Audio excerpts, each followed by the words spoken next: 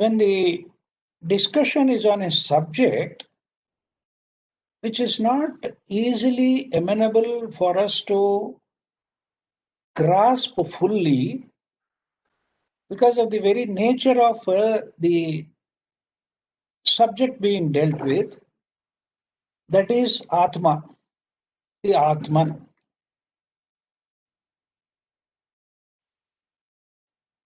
This Atman,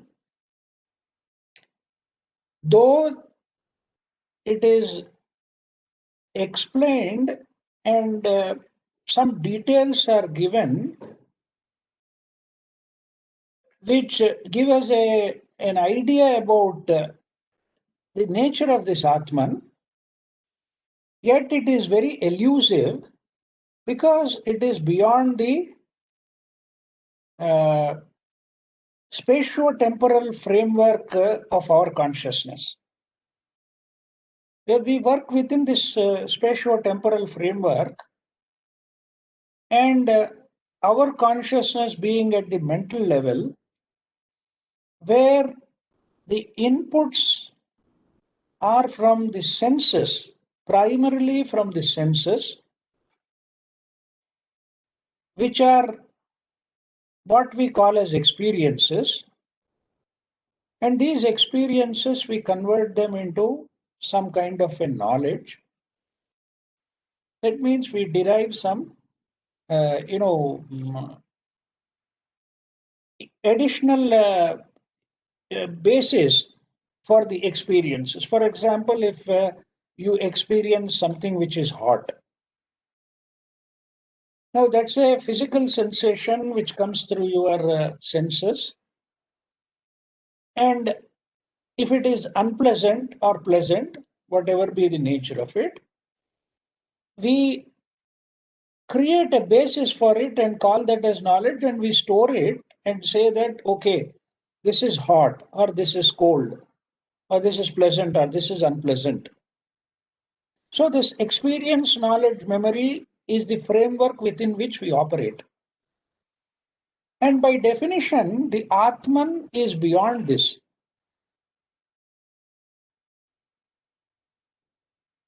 So in order to have a deeper understanding of what we call as Atman, more from an intuitive perspective, we need to understand what it is not, first, basically, and eliminate all those possibilities. And this verse number 21 deals with that. Dehendriya gunan karmani amale sachidatmani adhyasyantyavidekena gagane neelatadivat. Out of our ignorance and non-discrimination or inability to distinguish between what is real and what is unreal, what is eternal and what is ephemeral, what is permanent and what is impermanent, that is the lack of discrimination, or what we call is aviveka. Now this lack of discrimination, what does it do? It superimposes the functions of the body, the senses, and the modifications, which are called as gunas, on the actions. And this is superimposed on what? On the Atman. Adhyasya means to superimpose. And what is the nature of this Atman? It is Amala. Amala is, it is not having any impurity. That means it is totally pure, transparent. That means it is not mixed up with matter. When we say Amala, impure and pure, it is not from a worldly or physical point of view. When you say something is pure and something is impure, The idea behind this impurity is that it is not colored by anything material, and it is of the nature of Sat and Chit. Sat refers to existence in absolute terms. Chit refers to consciousness, again in absolute terms. When I say absolute, the idea is that it exists irrespective of anything. It doesn't require any basis for its existence because it itself is of the nature of existence. Similarly, it itself is of the nature of consciousness. And this is not colored by anything, not distorted by anything material. That is the idea behind Amale.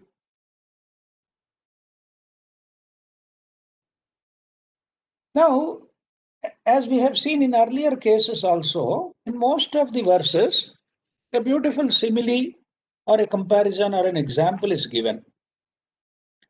Here, the example or the simile that is given here is the blueness of the sky. The blueness of the sky is an illusion, is a superimposition of something which is not actually there. It only appears to be blue. In the absence of sunlight, it appears black. During the night, if you see the sky on a moonless night. So, this blueness of the sky is only an apparent feature.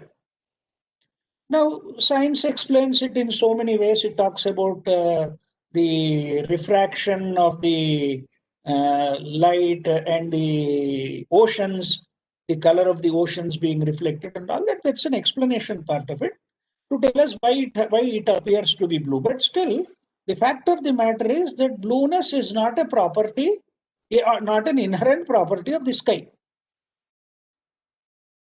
It's only a superimposed aspect of it. Similarly, the actions of the body, the senses, and the interaction of the gunas are, through non-discrimination or ignorance, superimposed on the Atman, which essentially is of the absolute nature of existence and consciousness and is totally transparent and unaffected and pure. Mr. Hello. Yes, please. I am Krishnaphani speaking. Good morning. Yeah, please tell me. No, the day before it was decided 10:30, but today it is No, please. No. That was only for Friday programs.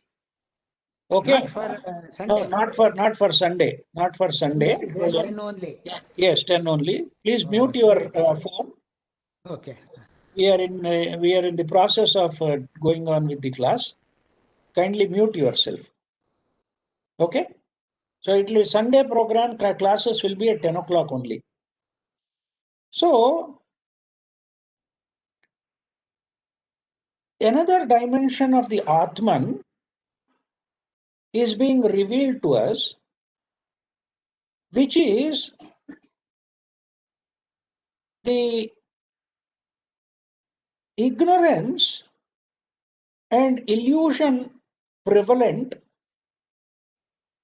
in the manifested world, which superimposes the actions of the body and the senses and other modifications of the three gunas, the sattva, rajas, and tamas, on all its actions, and makes us believe as though these are all the actions or the activities of the Atman itself, which is not true. What is the example that is given? It is the example of the appearance of the sky being blue. The blueness of the sky is an artificial or illusory superimposition on the sky, which essentially does not have any color as such.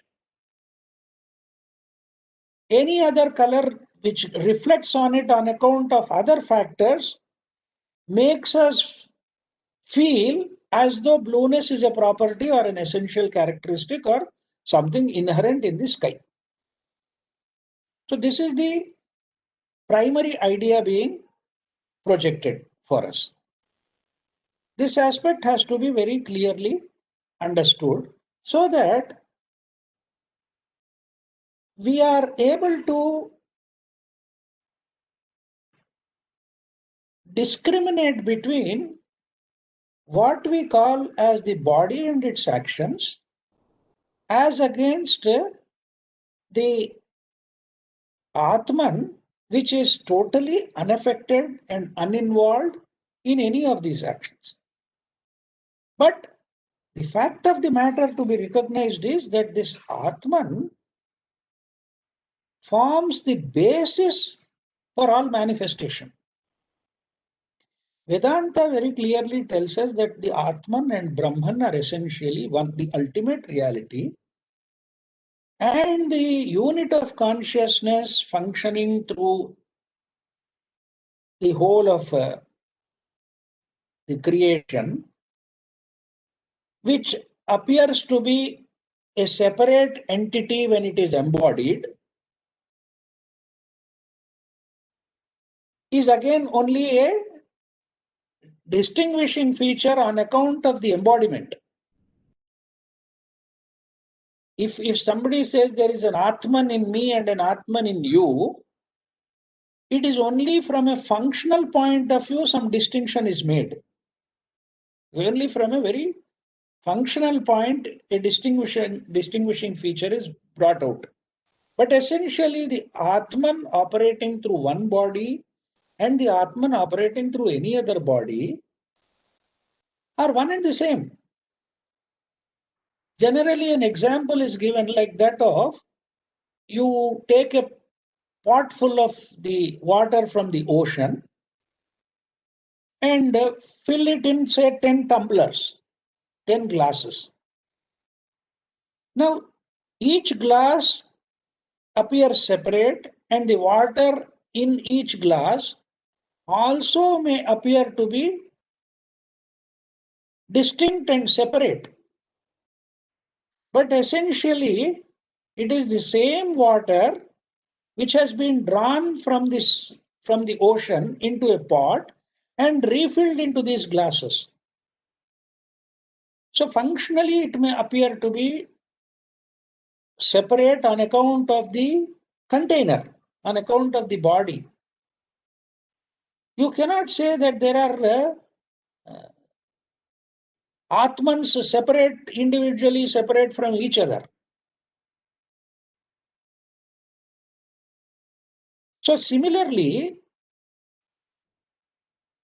what appears as this Sat, Chit and Ananda, which are given as attributes of the Atman, they are only attributes. See, please do not take it to be seriously attached to the Atman. Sat, Chit and Ananda are also not attached to the Atman as such. The very nature of the Atman is that it gives forth in manifestation these three aspects. Similarly, the aspect of purity or eternity are also considered as attributes of the Atman for a functional purpose. In manifestation, this is what it is. There is existence exists. Consciousness pervades that existence. And bliss is the source of that existence and consciousness. This is what is to be understood very clearly. Otherwise, even a mental concept can be a distorted concept if we think this to be as some, something which can be attached to the Atman.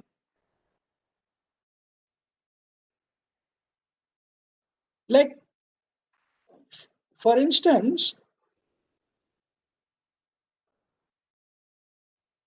fragrance of a flower permeating the whole of the flower.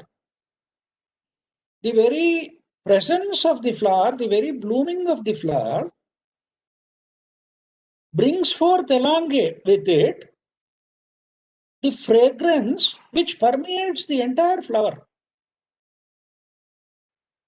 It is something akin to this. These are all only, as I said, explanations, and explanations are not reality. They do not really explain the truth completely, but only for our grasping of certain things so that we can have an intuitive appreciation of the nature of the thing with which we are dealing. Again, thing in quotes. There's no thing as such there. About the issue with which we are concerned and which we are discussing.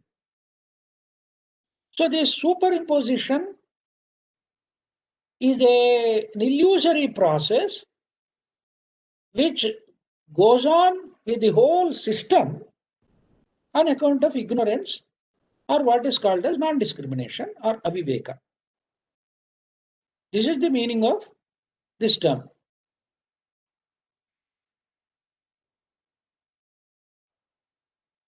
Sorry.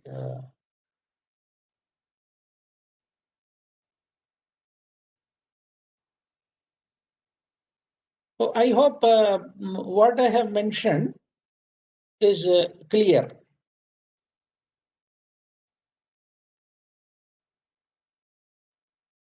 So this particular verse has to be understood in the context of the ongoing superimposition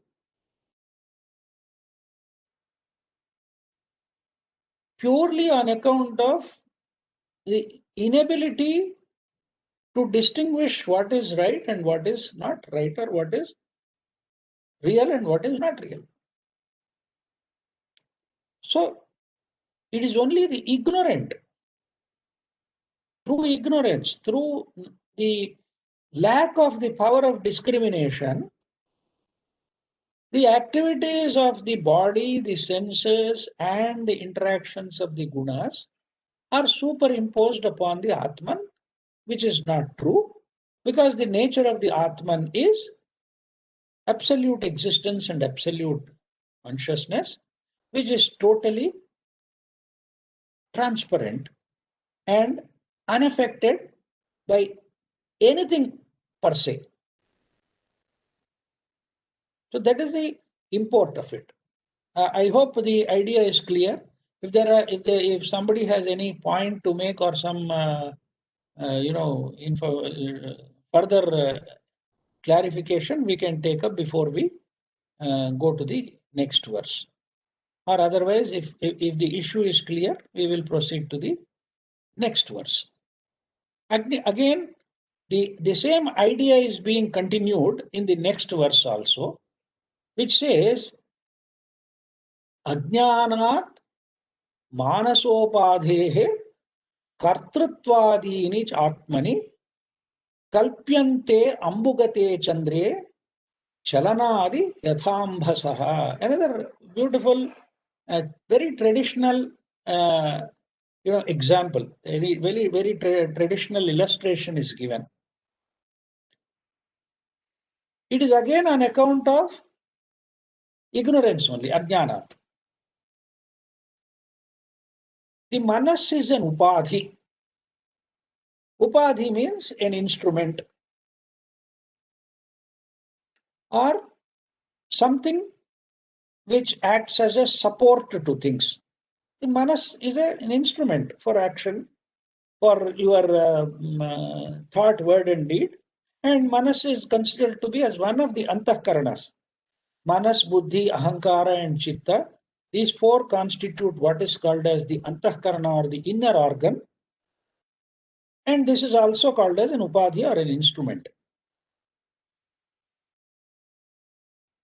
The actions of this instrument through ignorance are attributed to the Atman. How is it? The beautiful example that is given is Ambugate Chandre Chalanadi Yathambhasaha. If you see the reflection of the moon in the water, any movement in the water appears as though the moon is moving. See, the tremblings that belong to the waters are attributed through ignorance to the reflected moon dancing on it. Likewise, agency of action, kartrutva, etc., of enjoyment and of other limitations which really belong to the mind are delusively understood as the nature of the self or the Atman. See, there are two or three things that are normally mentioned. Generally, you will find the two aspects that go with it. One is kartrutva, another is bhoktrutva. Kartrutva is the agency of action. Bhoktrutva is the agency of enjoyment. Both of these things belong to the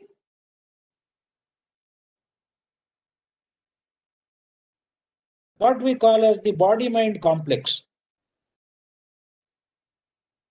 So, this being attributed to the Atman is purely on account of ignorance. It can't be on account of anything else. Kartrutva and Bhoktrutva. So these are the two aspects that are generally mentioned, and you find this mentioned in the Bhagavad Gita also in a similar context, where the agency of action and the agency of enjoyment are aspects belonging to the body-mind complex. Whatever we do and whatever we experience and whatever we enjoy, enjoying doesn't mean only having fun. Enjoying means bhoga specifically means experiencing. Though it is translated as enjoyment also, but basically it's only experiencing. Experience will include all kinds of experiences. Experiencing will include all kinds of things. Okay? So, whether it is painful or pleasurable, whether it is good or bad, whatever it is, that experiencing, the agency of experience and the agency of enjoyment or experience, action, and that of other limitations that are there on the body. Well, see, the limitations are very apparent to us. The mind has limited capacity and limited flexibility in operation. Similarly, the senses have also got their own limitation. The senses of the human being are substantially limited as compared to so many other creatures. For example, the vision of an eagle or the sense of smell of a dog, they are much more than the what human beings have, right? So the limitation has to be recognized, and the element of performing action and the aspect of undergoing these experiences is also limited to the extent of the operations of the body-mind complex. Okay? So that is precisely what happens. if this is being unfortunately or through ignorance being attributed to the Atman, then that also is a matter of ignorance only. That also is flowing out of Ajnana. Is a delusion of the mind. The example again, very beautiful example, the traditional example that is given is the reflection of the moon. When the water is moving, when there are waves in the ripples in the water, you see as though the moon is also moving, whereas the moon is not moving in any way.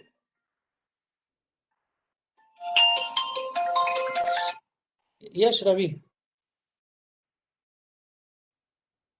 Me, huh? Yeah, it's going on. It's going on. Yeah.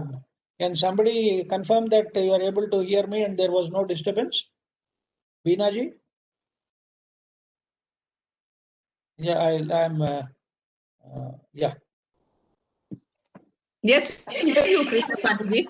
Oh, okay. Ravi Gerard just called me to say that it was disconnected or something. I don't think it was disconnected. In fact, I think he made me the host also, so that I can, if necessary, I can you use the features of this presentation. In fact, I'm not seeing the school there, so they are disconnected. Oh, yeah, possibly. Yeah, the school is disconnected here. Yeah, I'll tell him. Yes. I'll tell him. Yeah, he'll anyway call you also. Just coordinate. I'll tell him. Yeah. But otherwise, there is no disturbance from our side. We're able to hear very clearly.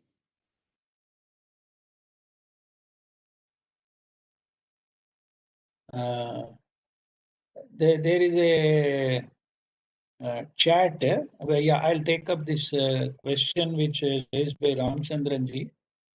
If we say Chit Ananda is really cannot be attributes of, then from where is it derived?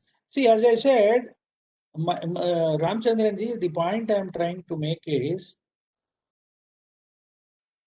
nothing absolutely can define the Atman or the Brahman.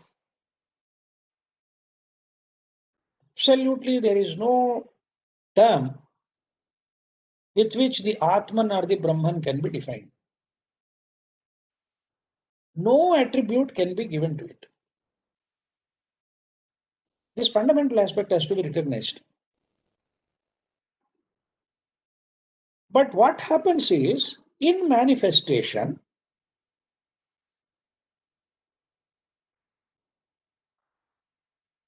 there are three fundamental aspects of the whole of manifestation, which are derivatives of that ultimate reality.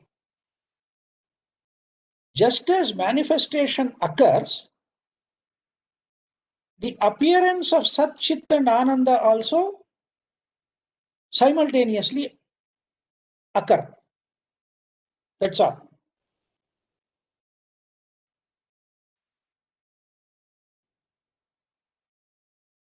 Is it because we experience, if it is in spatio-temporal, how can we validate it as a reference to Atma? Say, there is no validation from our side. Sir, there is no validation from our side at all. The validation comes in an indirect manner. See, that is why the Shastra, the sciences, both worldly sciences or esoteric science, deal with an important aspect called as a pramana.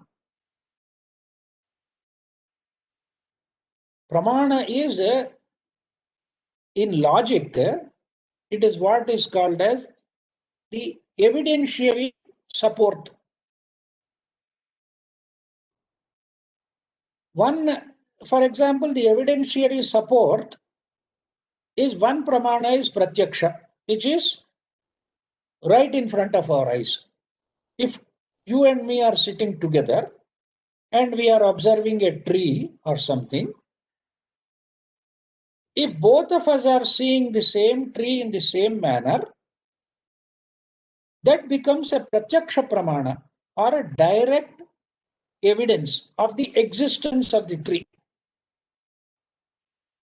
So that's the, I would not like to go into the subject of pramana because that itself is a separate topic in the esoteric sciences, and it is dealt with extensively in almost all the shastras, whether it is Vedanta Shastra or Yoga Shastra or other shastras, they deal with it. Even Nyaya and Vaisheshika, all the 6 systems of Indian philosophy deal with this pramana aspect of it. But I'm just trying to give you an example. What is considered as direct evidence? Okay. Then inference is another thing, anumana. Now, a very typical classical example that is given is that you see the smoke somewhere on the top of a hill. The presence of the smoke helps us to infer that there should be fire somewhere. We are not seeing the fire, but we know the correlation between fire and smoke. There cannot be smoke without fire. That's a very typical idiom used in English also. So the fact that you are not able to see the fire is not of much consequence now, because you are able to infer the presence of the fire through the smoke. If there is smoke, there should definitely be fire somewhere. I need not prove the presence of fire separately. That's what is called as Anumana Pramana. We have Agama Pramana, Upamana Pramana. There are so many Pramanas, the different kinds of Pramanas are dealt with in the sciences, which is not of much concern to us right now. But what I'm trying to tell you is the so-called attributes of the Atman or the Brahman or the ultimate reality, which are called as Satchid and Ananda, are inferential. They are not directly attributed or attributable to the Atman or the Brahman. Because by definition, nothing can attach to it. But the presence of the Atman itself brings into manifestation the presence of absolute existence, absolute consciousness, and absolute bliss, Sat, Chit, and Ananda. And that down below, when we go into further grosser manifestation of material world, of the material world, Sat gets reflected as Satyam, as a reality, as an actuality. The actuality of anything physical cannot be denied. If there is a table, there is a table. You can't say that the table is non-existent. The table very much is there. And our senses confirm that. So this physical manifested reality is what is called as Satyam. The abstract element of this very existence is what is called as Sat. Similarly, consciousness down below is self-awareness. I am there. I don't need any external evidence to confirm that I am there, isn't it? Nobody needs to tell you and me that we exist. So that self-awareness is a dimension of that Chit, which reflects here as Chetana or Chaitanya or Chitta. And essentially this Chitta is of the nature of goodness or something which we call as equanimity or stability. This consciousness down below here is also what is called in scientific terms as isotropic. It is uniform and the same everywhere. That is why this term consciousness doesn't have a plural. You can't say consciousnesses, which appears to be ridiculous. So consciousness is one, but when it is acting through a body, through an instrument, the degree of its expression may vary.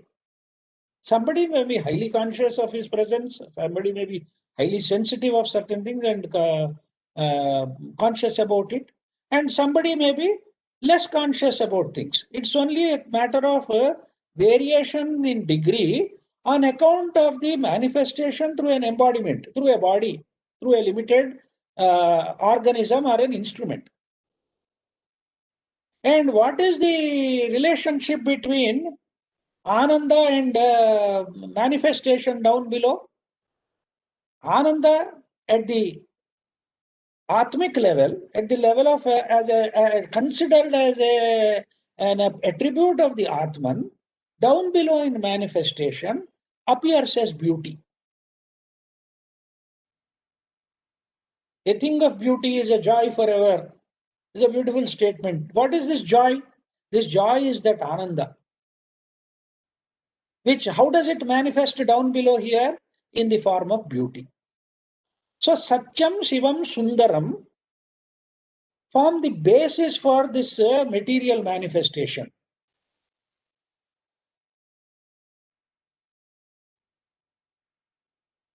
Okay.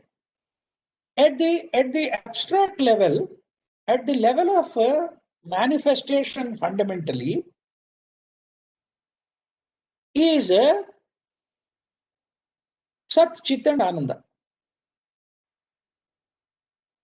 This is what is to be very clearly understood. Again, I want to clarify, Ramchandranji, when I am saying that these are considered as attributes of the Atman or Brahman, Sat, Chit and Ananda, truly they are not something which you can directly attribute to them.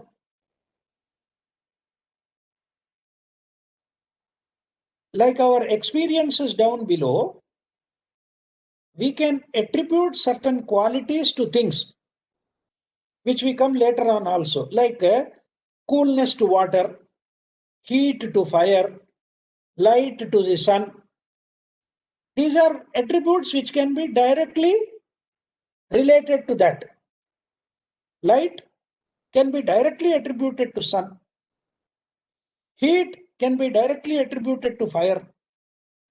In that manner, you cannot attribute Sat, Chit and Ananda to the Atman or the Brahman. That's the only difference I'm trying to make out. Is it clear? Very clear, Sarji. Thank you. So it's clear now, because again and again I'm trying to tell you, you see, it is essentially when something is infinite, nothing can be attributed to it. True. That is what I'm trying to make out. But when manifestation comes into the whole into being, all these things come together with it. That is the only point I'm trying to make. So see, so yes, sir. Absolutely clear. Thank you, sir. Right. Okay. In that context, I'm mentioning, I'm trying to go deeper into the subject to explain to it so that mentally we have a very clear conception of certain things. Don't attribute, or anything can never be attributed to the Atman or the Brahman. That's what we last time also we said. See, when the Mandukya Upanishad, when it says Adrishtam, Avyavaharyam, Alakshanam, Achintyam, Avyapadeshyam, all this is, they say this is the Atma. Sa Atma, Sa Vigneyaha. Adrishtam, it is something invisible. Avyavaharyam, you cannot have any relationship with it, any transaction. No transaction can take place with it. Alakshanam, you cannot attribute anything to it. Achintyam, It is beyond our conception. Avyapadeshyam. It is ineffable, indefinable. It's something which cannot be communicated. Ekatma pratyasaram, Shivam Shantam Advaitam, Sa Atma Savignayaha. He says that is the Atman. And that is what is to be known by us. Known is again not from the normal mental consciousness level of knowing any other subject. This knowing and that knowing is totally different. This knowing is, you will know it externally. If I am studying some subject, if I am studying some subject, I will know about the subject. Suppose I am studying mathematics or physics or commerce or history or anything else, I will accumulate knowledge of that subject and I will know something about the subject. But when we talk about knowing the Atman, it is becoming one with the Atman. That's why the Upanishadic statement, Brahmavid Brahmaiva Bhavati. A knower of Brahman becomes Brahman. A knower of Atman becomes Atma, he becomes the Atman itself. That is the difference between these two knowledges, these two jnanas. This is apara vidya, the worldly knowledge. That is the para vidya. That is the transcendental knowledge. Transcendental knowledge is, it leads you to become one with that, one with the object of your knowing. So that is the nature of the Atman. As I mentioned, see, this text Atmabodha has to be studied and understood at a very deep and subtle, intuitive level. That is the reason I mentioned the title also as Atmabodha, an intuitive appreciation. Unless we allow our, yeah, yes, please. Sir, is that we say Purnamada Purnamidam? Is that the reason we say that? No, we are going somewhere else. Who is it? Is it Miss Manjula Devi? No, it's Meena. Oh, Meena. Meena ji, Meena Nirula ji. See, that is a different thing altogether. See, okay. That is only telling you the relationship between the Brahman and the Atman. Okay. Purna Madaha is, that is Purna. So this is also Purna. Yeah. This Purna is derived from that Purna. Purnat Purna Mudachyate. Okay. Purnasya Purnamadaya Purnameva Shishyate. If you take out this Purna from that Purna, that the other one, the Brahman, doesn't get reduced. Yeah. Generally, from a worldly point of view, if you take out something from what is existing, that will diminish. That will diminish. So that is that Purnamada Purnamidam the Shanti mantra is a very deep concept of infinity. Is a beautiful way of putting for our understanding the concept of infinity. Because infinity plus infinity is infinity only. It's not two infinity. Infinity minus infinity is again infinity only. Okay. So that is the concept of infinity. What I am trying to tell you is that the Atman and Brahman are essentially one and the same. One and the same. Number one. Number two, nothing can be attributed to the Atman or the Brahman. What constitutes a Sat and Chit are only to indicate functionally what is the essential nature of the Atman for our understanding down below here. That's all. Okay, sir. Thank you. Thank you. Okay. So the example again, we have come to the same thing. Ajnanat manasopadhehe kartritvadini chatmani kalpyante ambugate chandre chalanadi yathambhasaha. The actions, the agency of action and the agency of experiencing which is actually an attribute, which is there, which belongs to the body-mind complex, is through ignorance attributed to the Atman, which is not true.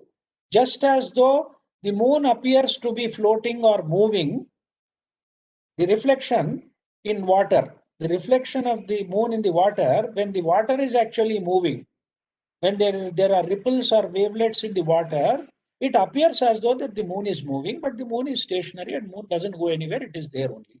Similarly, the Atman is unaffected by any of these things. Okay? Now, we will take up one more shloka also, one more verse. Ragecha sukha dukkhadi buddhau satyam pravartate sushuptau nasti tannashe tasmat buddhestu atmanaha. This again, here the term buddhi is used. Buddhi and manas are sometimes used interchangeably. There is a subtle difference between the two. Buddhi is the faculty of discrimination, or the faculty of what is called as decision making, whereas the mind is considered to be as an instrument for analysis and understanding at the level at a lower level. But generally, sometimes the buddhi and manasa are mind, and the term buddhi is also translated as mind. Now, the point that is being made is raga, ichha, sukha, dukkha. Attachment, desire, pleasure, pain, etc. All these things are perceived to exist as long as the buddhi or the mind functions, isn't it? When the mind is active, it is able to recognize or perceive attachment or desire or pleasure or pain. When the mind is asleep, that means when the consciousness is not functioning at the mental level, when suppose we are in a state of deep sleep, when the buddhi is no longer there, do we feel attachment, desire, pleasure, pain, etc.? We don't. So therefore, all these aspects of attachment, desire, pleasure, pain, etc., etc., are attributes of the mind, or are related to the mind and not to the Atman. Tasmat buddhestu natmanaha. Therefore, they belong to the mind alone and not to the Atman. See, as I said in the beginning also, we are going through a process of elimination in understanding the essential nature of the Atman by saying that these attributes do not belong to the Atman. The attributes which are mental in nature, we experience attachment or desire or pleasure or pain through our mind. So when the mind is active, only then these things are also active. But when the mind is dormant, or when the mind is in a deep sleep state, when it is not functioning, it is as good as the total absence of the mind, in which case all these things called as attachment, desire or pleasure or pain are also absent. So therefore, we can infer that they belong to the mind and not to the Atman. So this also, the implication of this verse is also that it answers in one way the question whether you are essentially inherently present when you are asleep. When a person is in deep sleep, is he there or is he not there? Technically speaking, he is not there, because there is no means for recognizing the presence, just as we can do that recognition in a waking state, right? So when a person is in deep sleep, there is no mechanism or means to recognize the presence of that person. But somebody who sees this man in deep sleep knows that yes, this body is there and this body is alive and he is breathing or snoring and that he is there. But the man himself who is asleep, the person himself, doesn't know whether he is there or not. But when he comes back into the waking consciousness, he recognizes the fact that I had a deep sleep. So Vedanta says that deep sleep is also a state of consciousness only, just like the waking and the dream states. But the real existence of the being, the real existence of that person is not in any way dependent on these three states of consciousness of waking, dream, and deep sleep. Because independent of these three states also, he is there. But he is not in a state to recognize that factor. He only recognizes that factor when he comes back into again waking consciousness. He says, yes, I had a nice good sleep. I had a 2 hours of deep sleep. Or he would say that I had a sleep with lot of dreams. Beyond these three states, there is inherently, essentially, existence of that being.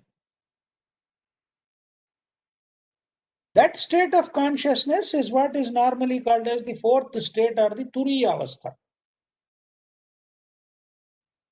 So that also is implied here in this verse when he says that as long as the mind is active, all your desires, feelings, emotions, experiences, all of them are also active. When the mind is not active, when the body-mind complex is in rest and it is in a dormant state, and when consciousness as it functions normally is not functioning, then all these things also disappear. All your feelings, emotions, thoughts, your very identity, nothing is available at that point of time. So therefore, all these things are attributes of the body-mind complex, which come and go along with the body and mind, but not that of the Atman. How do you recognize the presence of the Atman? Inferentially, through inference. That when you come back into waking consciousness, you experience or you know that you had gone through a state of deep sleep. And during that deep sleep also, though you were not directly conscious of your presence, you were there. And what is that you or I? That is what is attributed to this Atman, whose expression in that particular state is that of consciousness. It's not of existence, but of consciousness. And in an indirect way, you also experience what is called as bliss. You had a happy sleep. You would say you had a nice, happy, very pleasant sleep. Did you experience that pleasantness or that happiness or that bliss during that sleep when you were actually undergoing? No. You realize that you had a very nice sleep when you come out of it. So inferentially, you can derive that there is this existence, that there is this consciousness, and there is this state of bliss also, which is independent of your normal other three states of consciousness of waking, dream, and deep sleep. So that this verse therefore gives us that indication also, saying that as long as the body or the buddhi or mind is functioning, you experience all these things. When you are in a deep sleep state, when the mind ceases to operate, then all these things also become non-existent for you. Therefore, it can be attributed, it can be said that all these things appear and disappear along with the mind. And they can be only functions or faculties or the attributes of the mind and nothing beyond that. And what is that beyond that? That is being called as the Atman.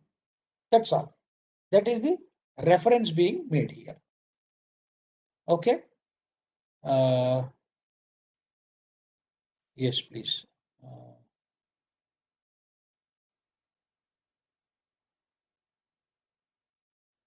I see some chat here.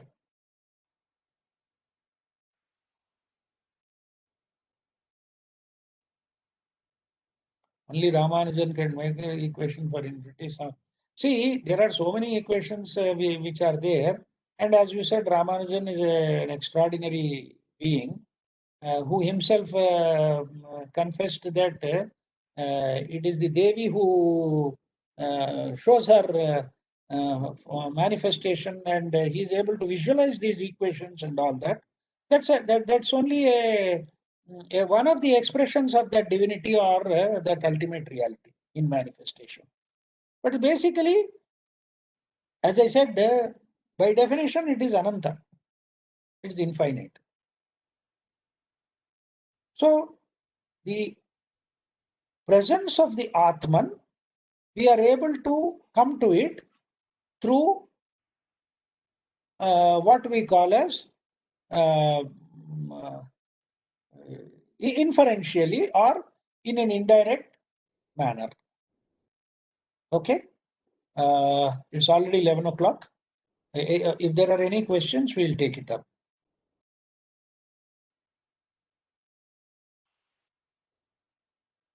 My only hope and my request is to please tell me if what I am saying is clear to you or not. Please tell me if it is. I don't want somebody to say that it's all going above my head, and I'm not able to understand what nonsense you are talking. Especially it's in a manner in a manner of saying it's actually nonsense, because these are not within our purview and direct experience.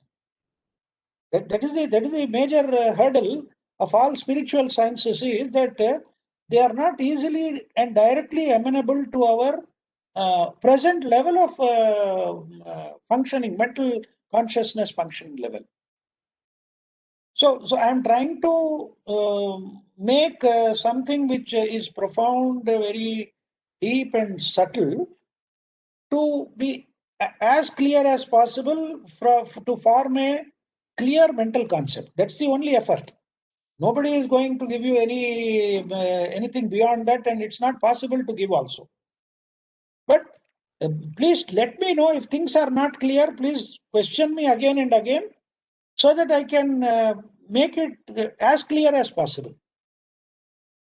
Sarji, it is more than clear. It's much more than clear. All the insights, which is not even available while going through the Upanishad. You are condensing it and giving it beautifully. Thank you so much. Okay, sir. Anybody else may also kindly respond and tell me if it is okay. Or you want me to address this issue in a different manner also, I will do it accordingly. Sir, it's perfectly okay. We are enjoying it. Yes. Thank you. Sarangiji also has posted saying it is getting clearer from session to session. There are some gross doubts emanating, waiting for the questions towards the end. Anytime you can put, sir, Sarangiji, you can put your questions at any time, because this is a progressively we'll go through it. There is nothing we need not even wait till the end also. Some of the fundamentals need to be very clear to us. That's the only idea. I will be looking forward for Sundays, sir. Thank you so much. Thank you, Manjula ji. So nice. I will be really looking forward for Sundays. Thank you.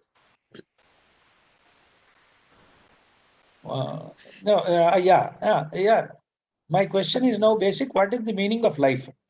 See, sir, I have mentioned, I'll simplify it in one way. I'm not going to complicate it. I'm going to simplify it in one way.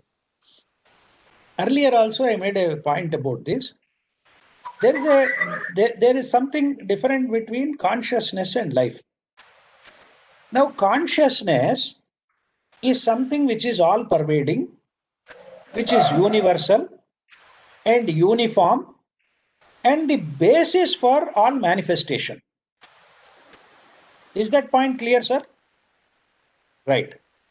Life is when consciousness becomes limited and when it is embodied, when it operates through a body, whether that of an insect or a saint, whether an invisible insect, a bacterium, or whether it is the highest form of human evolution, it is embodiment only. That means there is a limitation of the body.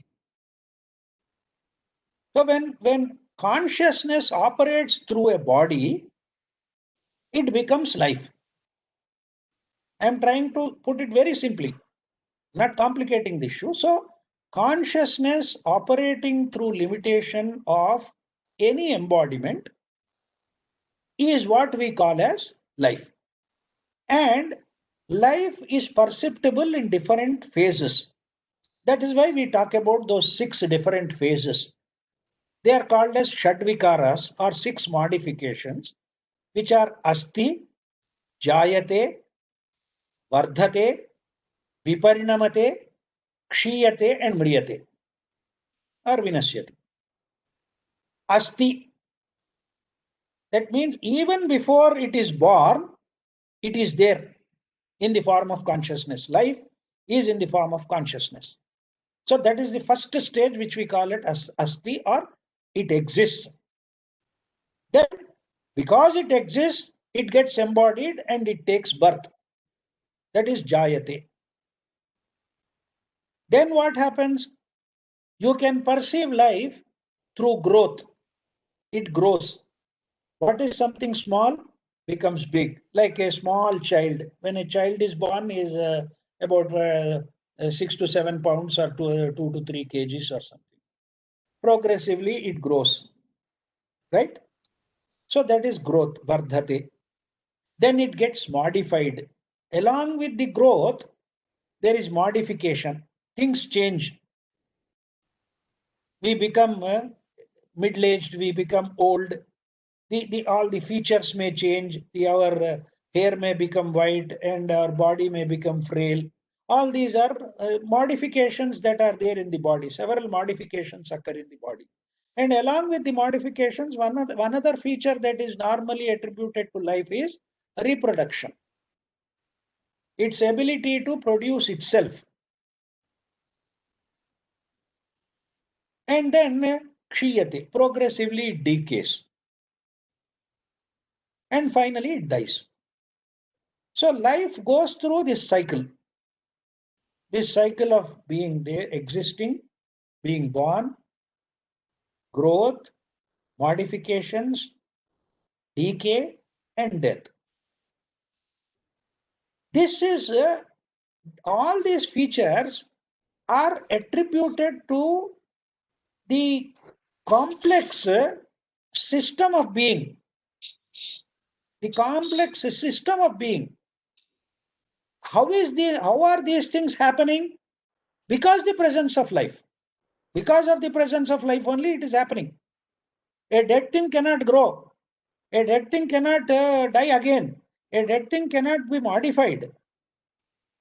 So the operation of consciousness in a material body or system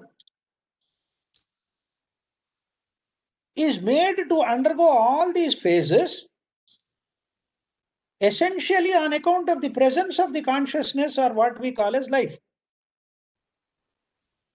So when it is embodied, it is this life principle which is operating. They are not essentially different.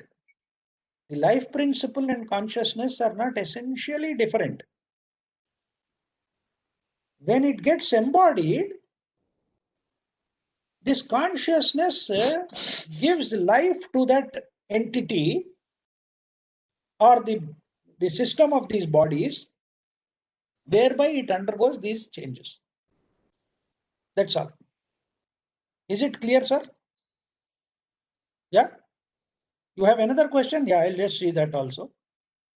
The stages pertain to the meaning is definitely not the. Yeah, see, you can only see the physical things that are happening. There's no other means of seeing. No. How can you see anything that is happening abstractly? But abstract things are also happening, isn't it? What is the abstract thing in growth? You have acquired knowledge, isn't it? Somebody has become a scientist. Somebody has become a very skillful surgeon, or somebody has excelled in sport. which is an acquisition at an abstract level, isn't it? The acquisition of knowledge by this embodied being is an abstract acquisition. That also is a part of growth. Yes.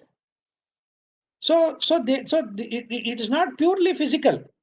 That's why I have been using this term, the body-mind complex and the whole system of the organism. It is the whole system, including all its several bodies. When you are growing, somebody may become cruel, somebody may become very kind. Is this growth visible? Yes and no. It is not visible physically, but through expression of that body, through expression of that body-mind complex, you can make out whether somebody is cruel or somebody is kind, whether somebody is wise and somebody is foolish, somebody is an expert in something, somebody is only a layman.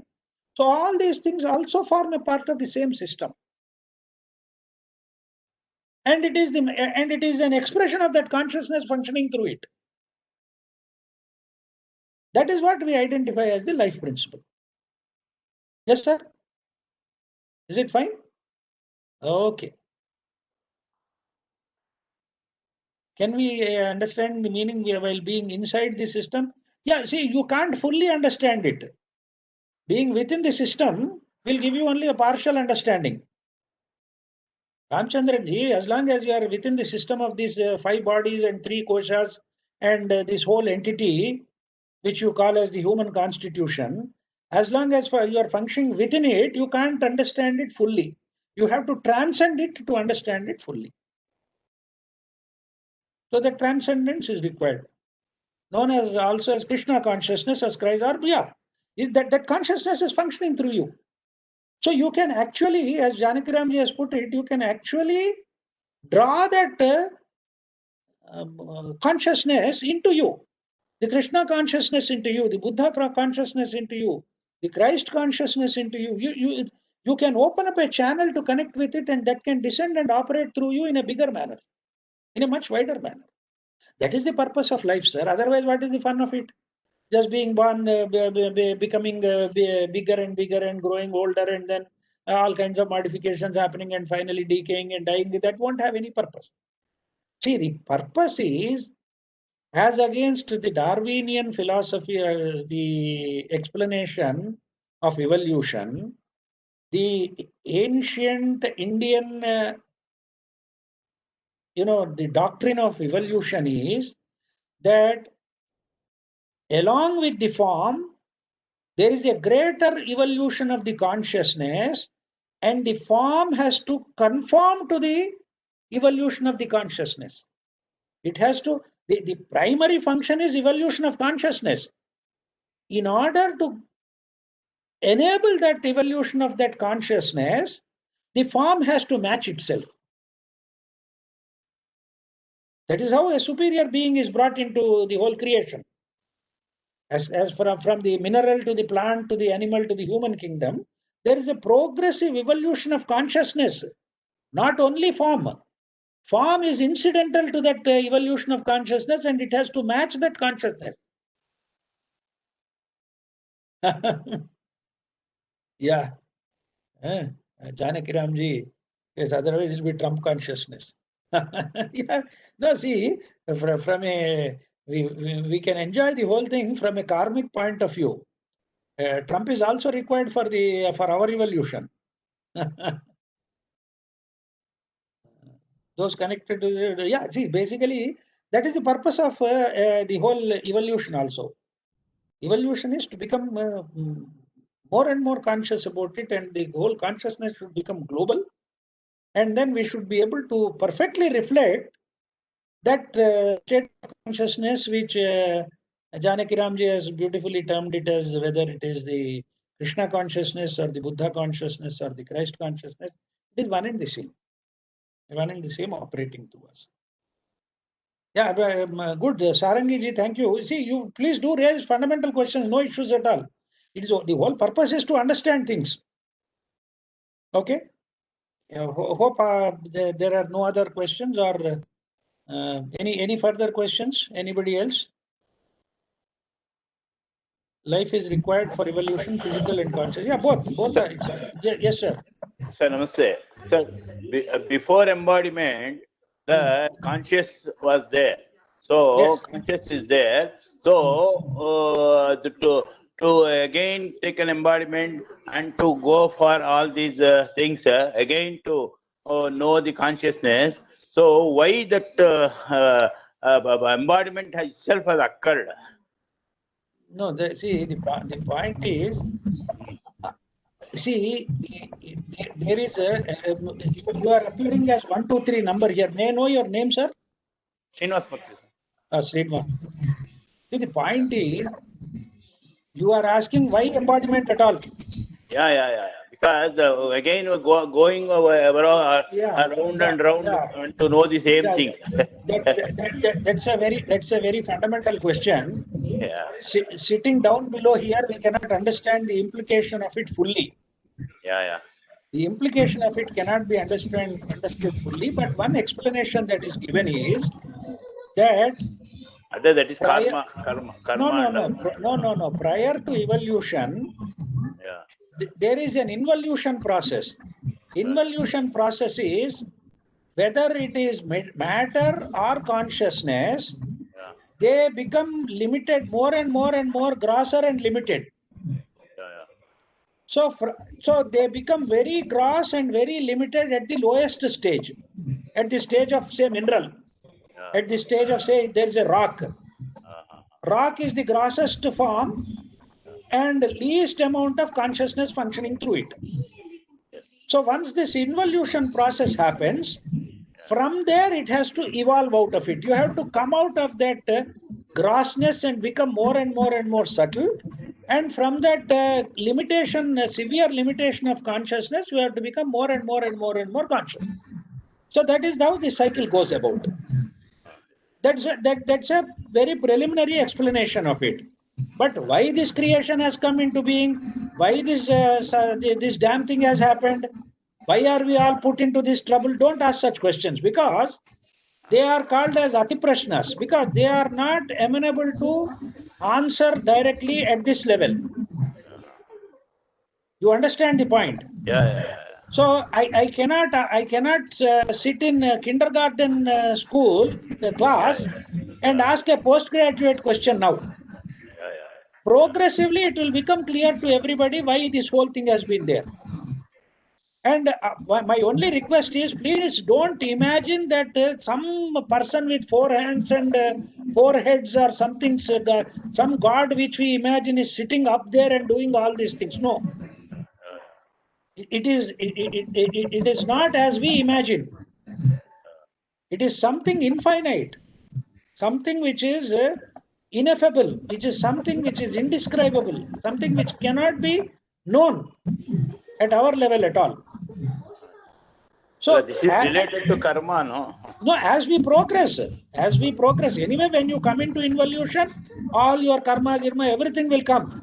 But progressively, as you evolve out of it, you will understand more and more of the purpose also. Okay? You can't understand at this level now. Okay, thank you. How to make use of the embodiment to evolve our consciousness is more important than why embodiment. Absolutely right. We are already stuck in this state. We are stuck in this state. So it's more a question of understanding where and how we are stuck and how we can get out of it. That is more important than why we got stuck in the first place. We are already stuck. As Janaki Ramji has rightly put, forget about the how part of it. The only point, why part of it, find out how or what best we can do in the current state of affairs and how we can get out of it. Okay? Add something here, 1 minute. Yes, sir. See, yesterday I had a discussion with one of my friends. No. He was admiring how creation has been made from small earthworm to human being, intelligent human being. Right. Okay. So I told him, when you take the magnitude of creation with billions of galaxies, we may be like earthworms to some other creation. Yeah, obviously. The whole of Earth could be only a speck, or not even a speck. Yes, see, it is all comparative. Umeshji, any questions from you? Only two things. One, Yes. I like to request that you speak about Sat Chit Ananda with Satyam Shivam Sundaram. Yeah. That aspect is something that I like to know more in detail if you can. That is a topic by itself. I am thinking of presenting that in a different session. Oh, Either nice. either of the School of Ancient Wisdom or Ritambara Wellness, one of the two, because we are now collaborating with each other. I have this idea because I have noted down this in my notebook about this correlation between this Satchit and Satchidananda and the Satyam Shivam Sundaram aspect of it. Yes, That and yeah. Second observation is that, as you said throughout this program today, that understanding, but I think it's more of a withstanding the knowledge, withstanding the truth is crucial. Yeah. Yes. Understanding can be there for time being. This But 1 can hour you when you withstand talk it? to us, that's important. So That is why, Jiddu Krishnamurti used to say that if you cannot live your understanding, it will become poison. See, if you do not live the understanding, then it will become poison. He used to narrate a beautiful story. He used to narrate a small story about a thief, a very expert robber, and he was training his two children also in robbery. And every time when he would go on an adventure to rob somebody, he would take his children also and teach them all the tricks of the trade of that. So once when they were returning home, they found a great saint giving a discourse on truth and other things. The moment the father came to know about it, he asked his children, please shut your ears. Don't hear a single word of what that fellow is talking. Don't even allow a single word of what that fellow is talking to get into your ears. So the elder son closes his ears completely and he doesn't listen. But the younger son, being more curious, he tries to listen to what this fellow is saying.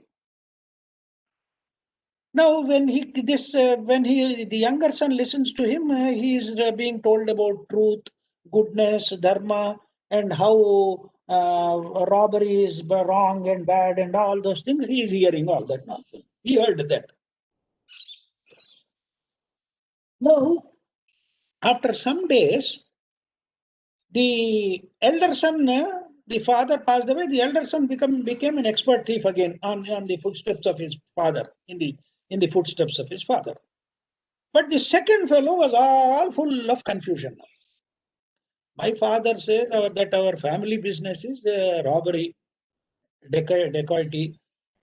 Whereas that fellow, that saint on that day, saint said like this. So there is lot of confusion in that, and every time that fellow goes to rob somebody, he is caught. Because he has not developed that expertise and he is having a doubt, should I rob or not? Should I do this thing or not? But because it is our family profession, I have to do it. So you see, the insight into this story is a fellow who did not listen anything to what this saint said is happily, comfortably operating at his own level as an expert thief. But a fellow who unfortunately listened to some part of this saying, what the saint was saying, is now totally in confusion because he is not able to live that understanding, live what he has listened to from the saint. So what happens now? It has become a poison for him. So when it becomes, for us also it is the same thing. If we do not implement directly and put into practice what we are listening and what we are saying or talking, then there is a severe dichotomy in us. There is a division in us. That division will always create poison. Yeah. Like So wearing that is, a mask. so that is most important. Yes. So as you rightly said, understanding is only one aspect of it. Withstanding the truth and living the truth will only help the understanding. Otherwise, this understanding will not only be a waste, it could also act as poison.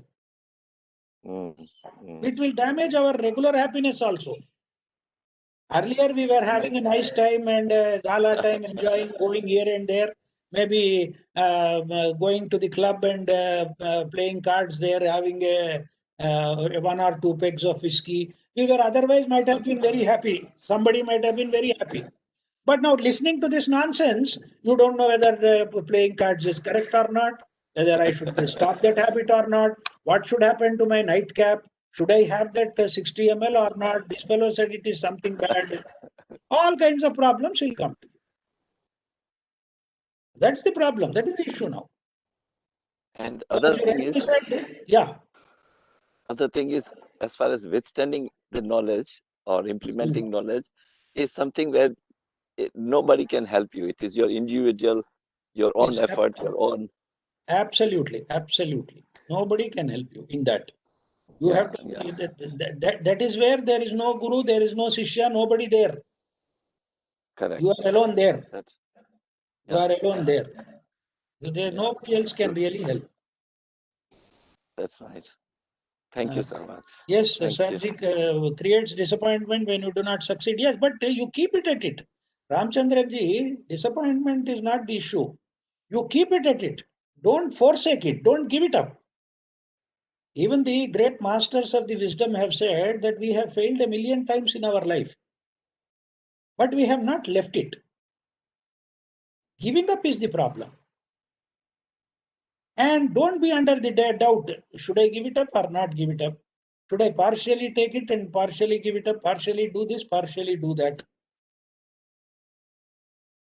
That is the dilemma. We get into this dilemma because this life as we are enjoying now appears to be very attractive to us.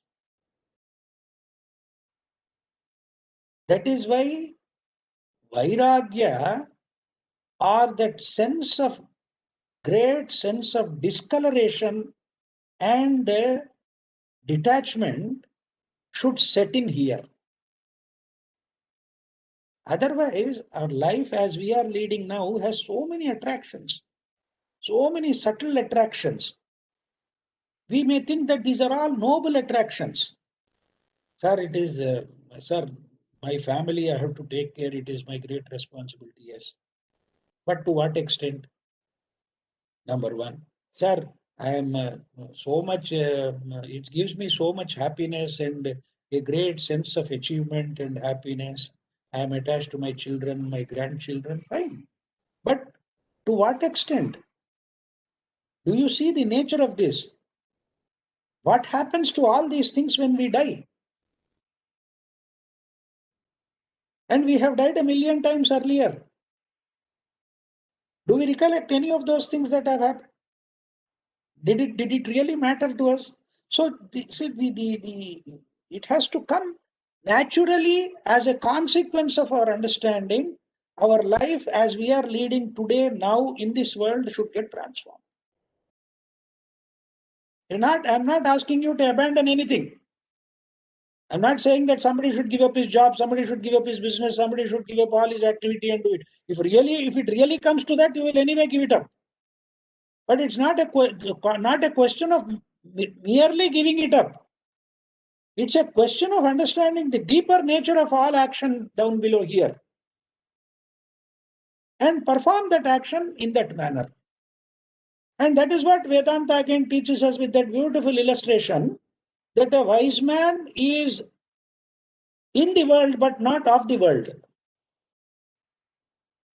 A wise man is very much in this world. He also needs food, he also needs clothing, he also needs shelter, he also needs so many things, paraphernalia which go with it. But his existence is not purely and merely dependent on that. He is not of the world. And again, that classical, typical example of a drop of water on a lotus leaf. The moment water falls on the lotus leaf, it becomes like a pearl. Because the water cannot stick to it. So the moment we are detached from this world, we shine like pearls. We shine like pearls. That is the typical classical example of Vedanta of the droplet of water on a lotus leaf. Can we lead such a life? Here below. That is the question which we need to ponder and answer. Okay, sir. So it's already 1.5 hours. So if there is no further there are no further questions or points for discussion, shall we end it here? Yes, Krishnaphani, thank you. Thank you so much for patiently answering all our questions also. And finally, I think most of the participants here are aware of the Sanskrit classes starting today. Yeah. Yeah, they are starting today at 4 o'clock. Please enroll yourself. See, if you, the reason why I'm saying it is the learning of that language itself is a movement towards spiritual evolution. It gives a great insight into so many things. See, I have been reading. See, there is this small book, Atmabodha. It's completely in Sanskrit. The commentary is written in Sanskrit by one Swami Harshananda Puri of the Ramakrishna Math.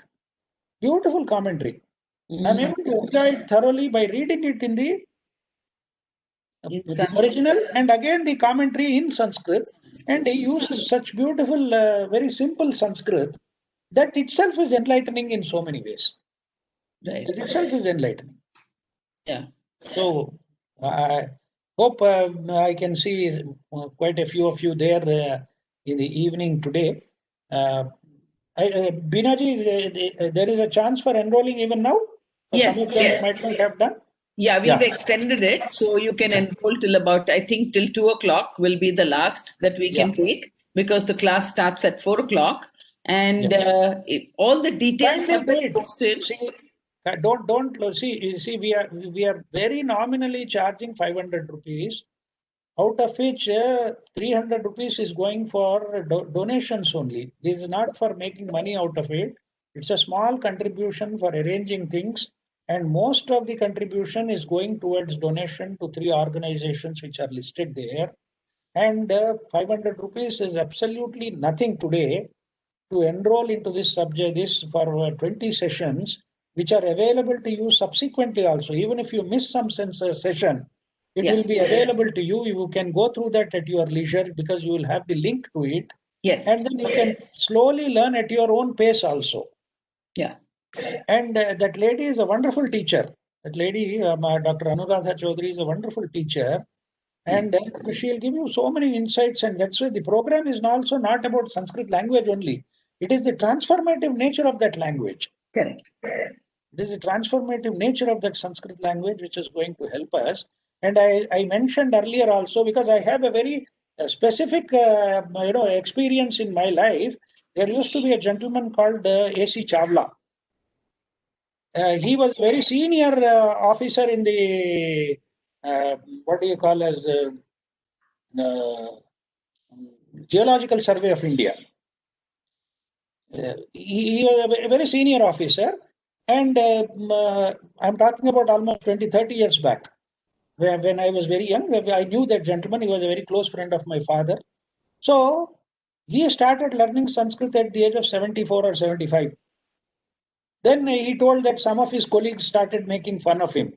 They said, what is this you are starting learning at this age now? Then that gentleman gave a very beautiful answer to them. He said, don't be under that false impression. I am laying the foundations of it in this life. So that in the next life I can begin it at a very young age. Yeah. So I can make a beginning at a very young age next life. And he was actually he belonged, he was from like Gulu Advani ji. He was from the present Pakistan. He was a Punjabi gentleman Partition. before partition, and they migrated here, and he was very, this thing well versed in Urdu and Farsi. So he used to translate some of the verses of Bhagavad Gita into Persian. So you see, it's always to keep oneself young. This is really going to help, and I personally request all of you to kindly enroll. You have time, kindly enroll yourself, and it will be a wonderful opportunity to make a small contribution towards donation. Whether you understand or not also is okay. Even if you don't really understand it completely also, it's okay. It's not the end of the things. But making a beginning is what is more important. Okay? Yeah. So all the details are posted on both the School of Ancient Wisdom group as well as Ritambara group. So please take the details and enroll yourself as soon as you can. We have a lot of people participating in this particular classes, so that is very interesting. Yeah, I just wanted to share that with you. We post it once again if you want. Every Sunday, we are going to meet at 10 o'clock in the morning, and we're going to stick to the 10 o'clock timing because it's a Sunday. You may want to spend time with your families. So we'll start at 10 and we'll finish as usual between 11 and 11:30. All right. So we'll stick to that timing for the Atmabodha, but we will be starting the Bhagavad Gita on Fridays at 10:30. Yes. I hope that's clear to everybody, and we will put that in the posts in the future, so you will know what time to actually log in. So thank you very much for being here. We need to end the program, and I'd like one of you to offer to say the Loka Samasta. Yeah, no problem. I'll say that. Okay. Krishnaphani ji, can you mute yourself? No, a lot of disturbance is coming. Sir, I have not received the enrollment. That they will send it now. No, you are in that School of Ancient Wisdom group. Yeah, in WhatsApp group. In the WhatsApp, then they have posted it. Bina ji will post it once again now. All the details are there. I will post it again if you are inquiring to see it again. So I will post it again in the school group. So you can have a look at it, but please do it quickly because we have to send it quickly. You have to register and then you will get a confirmation. So that takes time. Right? Thank you. Thank you. All right. Okay. Kindly mute yourself. Yeah. Okay. Thank you. We'll close this session. Om Swasti Prajabhyah Paripalayantam Nyayena Margena Mahim Mahishaha Gobrahmanebhyah Shubhamastu Nityam Loka Samasta Sukhino Bhavantu Loka Samasta Sukhino Bhavantu Loka Samasta Sukhino Bhavantu Om Shanti Shanti Shanti. Thank you so much, Krishnaphani ji. As usual, thank you. And that was such a beautiful ending. Thank you. And we see you again. We will see you for the school program on Thursday, then again on Saturday for the spiritual quest. And Fridays, we'll see you for Bhagavad Gita, and on Sunday for Atmabodha. Thank you so much. And we will see you today at 4 o'clock for the Sanskrit class. Thank you.